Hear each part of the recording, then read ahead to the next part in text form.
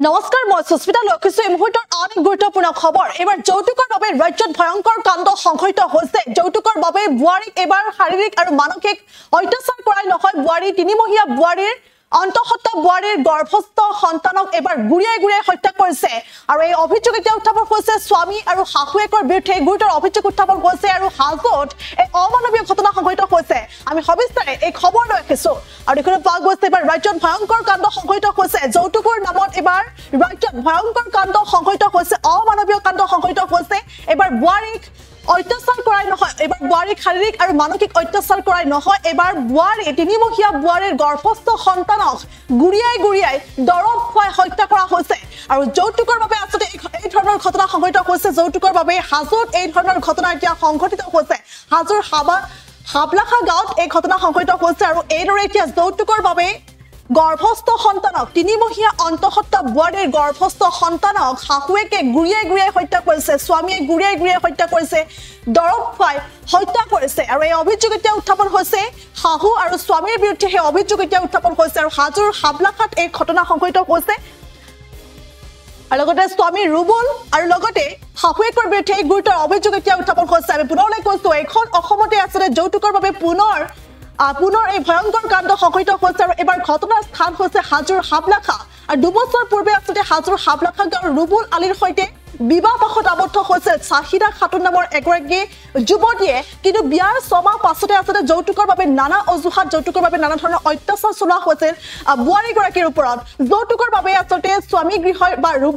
স্বামী ৰুবুল আৰু শাহুৱেকে মিলি বুৱাৰীৰ ওপৰত অকথ্য নিৰ্যাতন চলাই ৰাখিছিল আৰু সেয়া নিৰ্যাতন কেৱল শাৰীৰিক আৰু মানসিকভাৱেই নহয় এই নিৰ্যাতন এবাৰ চৰম সীমা অতিক্ৰম কৰি গৈছে যি নিৰ্যাতন চলা হৈছে সেই নিৰ্যাতনৰ কথা আপুনি শুনিলে হয়তো আপোনাৰ গাৰ নোম শিয়ৰি উঠিব কিয়নো তিনিমহীয়া অন্তঃসত্ত্বা বুৱাৰীৰ গৰ্ভস্থ সন্তানক এবাৰ হত্যা কৰা হৈছে স্বামী ৰুবুল আৰু শাহুৱেকে মিলি আচলতে দৰৱ খুৱাই হত্যা কৰিছে আৰু লগতে গুৰিয়াই গুৰিয়াই হত্যা কৰাৰ এতিয়া অভিযোগ উত্থাপন হৈছে আৰু এইদৰে দেখিবলৈ পোৱা গৈছে ভয়ংকৰ কাণ্ড সংঘটিত হৈছে হাজোত আৰু লগতে দ্বিতীয়বাৰলৈ পুনৰ অন্তঃসত্ত্বা হৈছিল বুৱাৰী দ্বিতীয়বাৰলৈ পুনৰ অন্তঃসত্ত্বা বুৱাৰীকো কিন্তু গুৰিয়াই গুৰিয়াই সেই গৰ্ভস্থ সন্তানক হত্যা কৰিছিল স্বামী ৰুবুল আৰু শাহুৱেকৰ বিৰুদ্ধে সেই গুৰুতৰ অভিযোগ এতিয়া উত্থাপন হৈছে আৰু সমান্তৰালকৈ দেখিবলৈ পোৱা গৈছে এতিয়া তৃতীয়বাৰলৈও গৰ্ভৱতী চাহিদাৰ ওপৰত সেইধৰণে একে ধৰণৰ নিৰ্যাতন চলোৱা হৈছে পুনৰ দৰৱ খুৱাই বুৱাৰীৰ গৰ্ভস্থ ভ্ৰূণ এবাৰ হত্যা কৰা হৈছে আৰু স্বামী ৰুবুল আৰু লগতে শাহুৱেকৰ বিৰুদ্ধে সেই গুৰুতৰ অভিযোগ উত্থাপন হৈছে আৰু যদি সেই দৰৱ নোখোৱাৰ বাবে দৰৱ নাখায় বা দৰৱ খাবলৈ অমান্তি হয় বুৱাৰী কিন্তু সেই দৰৱ খাবলৈ অমান্তি হ'লে বুৱাৰীক গুৰুকৈ প্ৰহাৰ কৰে আৰু সেই অভিযোগ এতিয়া উত্থাপন হৈছে আৰু অৱশেষত অতিষ্ঠ হৈছে বুৱাৰীগৰাকীৰ আচলতে মাতৃগৃহৰ অৰ্থাৎ পৰিয়ালৰ লোকে এতিয়া অতিষ্ঠ হৈছে আৰু অৱশেষত এতিয়া আৰক্ষীৰ কাষ চাপিছে বুলি ইতিমধ্যে জানিব পৰা গৈছে আৰু এজাহাৰো দাখিল কৰিছে আৰু এই অমানৱীয় নিকৃষ্ট ঘটনা সংঘটিত হৈছে হাজোৰ হাবলাখাত আৰু এইদৰে দেখিবলৈ পোৱা গৈছে যৌতুকৰ নামত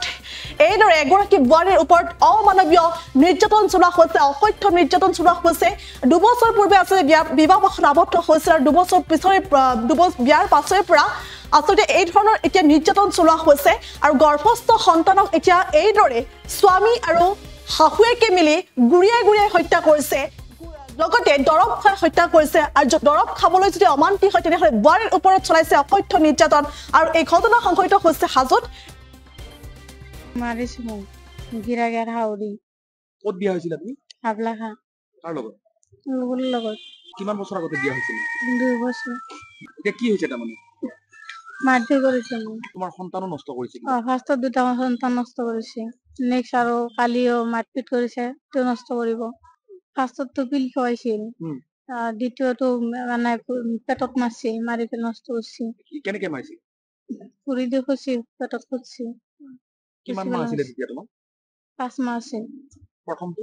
3 মাহ আছিল এতিয়া কি হৈছে এতিয়া আৰু পিল খুৱাইটো মাৰিব তুমি গৰ্ভৱতী এতিয়া কিমান মাহ এতিয়া তুমি 3 মাহ এতিয়া কি কৰিছে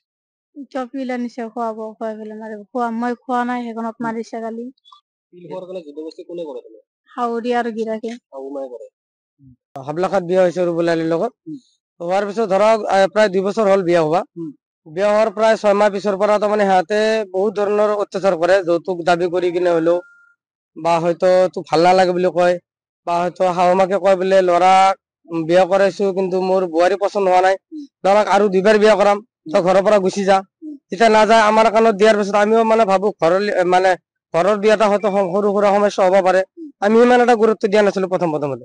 লাষ্টত যেতিয়া 3 মাহৰ বাচ্চা এটা প্ৰথমতে নষ্ট কৰিছে, নষ্ট কৰাৰ পিছত আমি সিহঁতৰ ঘৰত গলো, যাৰ পিছত সিহঁতক কলো, গাৰ্জেন 2-4টা মাতি কেনে বোলে এনেকে পিল খুৱাইছে বোলে, এনেকুৱা কেনেকুৱা অৱস্থা হ'ব, এনেকে মানুহজন মৰি যাব দেখোন। সিহঁতে কৈছে কি আমি এতিয়া গম নাপাও, গাৰ্জেনে কৈছে সিহঁতৰ গাত ভাগি গোষ্ঠী সিহঁতে,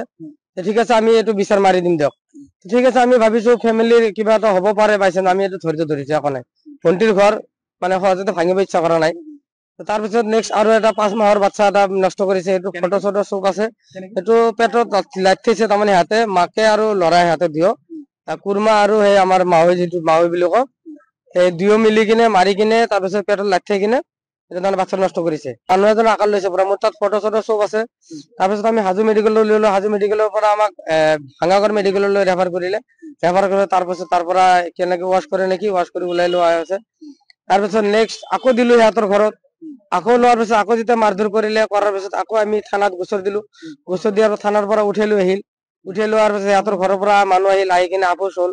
আপোচত আমি আপোচ হৈ গলো, যিহেতু ঘৰখন সংসাৰখন ভাঙব ইচ্ছা কৰা নাই ভণ্টিৰ ঘৰ, গতিকে আমি আপোচত দি দিলো সিহঁতক। দি দিয়াৰ পিছত যোৱাকালি ৰাতি আকৌ তাৰমানে যেতিয়া খবৰ পাইছে যে আকৌ ভণ্টি প্ৰেগনেন্ট হৈছে, খবৰ পোৱাৰ পিছত আকৌ সিহঁতে মানে টেবলেট লৈ কিনে খোৱাবৰ চেষ্টা কৰিছে বহুত জোৰ জবস্তি। এতিয়া ভণ্টিয়ে খোৱা নাই, তাৰপিছত তাৰমানে মাকে আৰু সেই সিহঁতৰ দুয়ো মিলি কিনে ঘৰৰ 3-4জন যি আছিল গোটেইখিনি মিলি কিনে লাঠিছে, পেটত লাঠি চাঠি মাৰি ঘৰৰ পৰা ওলাই দিছে। প্ৰথম বাচ্ছাটো পিল খুৱাইছে, পিল খোৱাৰ পিছত নেক্সটটো তাৰমানে মাৰি কিনে নেক্সট 5 মাহৰ বাচ্চাটো মাৰধৰ কৰি কিনে নষ্ট কৰিছে। যোৱাকালি তাৰমানে যিটো মাৰধৰ কৰিছে, মাৰধৰ কৰি কিনে ঘৰৰ পৰা ওলাই দিছে। ওলাই দিয়াৰ পিছত আমি তাৰমানে আমাক সিহঁতৰ ভণ্টি তাত মোবাইল চোবাইল একো নাই, নাথাকিলে ভণ্টি বেলেগৰ এটাৰ ঘৰৰ আশ্ৰয় লৈ কিনে, সিহঁতৰো ভাগি গোষ্ঠী, সিহঁতৰ ঘৰত আশ্ৰয় লৈ কিনে সিহঁতৰ মোবাইলেদি আমাক ফোন কৰাৰ পিছত আমি যাই ৰাতি 10:30-10টা মানত ভণ্টিক লৈ আহিছো। যিকোনো খবৰৰ বাবে যোগাযোগ কৰক 7099017330 অথবা 70